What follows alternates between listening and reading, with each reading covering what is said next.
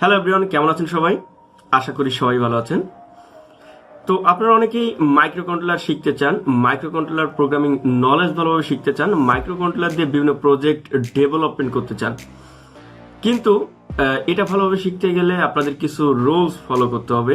তো এই ভিডিওতে আমি আপনাদের বলবো যে কিভাবে খুব সহজে আপনি মাইক্রো কন্ট্রোলার শিখতে পারবেন এবং কোথায় শিখতে পারবেন সে বিষয়ে। তো ধৈর্য ধরে একটু ভিডিওটা দেখুন। প্রথমে আপনার ধৈর্য লাগবে, সেকেন্ড আপনার প্রোগ্রামিং রুলস সম্পর্কে ভালোভাবে জানা লাগবে, নিজের ইচ্ছা লাগবে এবং একজন ভালো ট্রেনার লাগবে যে আপনাকে সবকিছু ভালোভাবে শেখাবে, আপনাকে হেল্প করবে।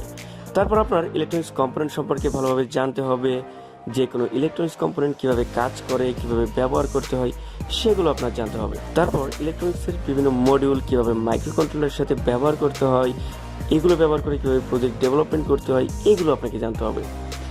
এরপরও আপনাকে পিসিবি ডিজাইন শিখতে হবে, তা না হলে বিভিন্ন প্রজেক্টে নিজে ডেভেলপমেন্ট করতে আপনি পারবেন না।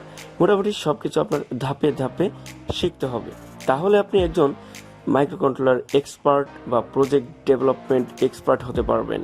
তো আপনারা অনেকেই জানেন এই সকল বিষয় নিয়ে আমার একটা কোর্স রয়েছে, তো আমি আপনাদের এই সকল বিষয়গুলো ফ্রিতে শেখাতে চাই। তো যারা শিখতে চান তারা আমার সাথে জয়েন হতে পারেন।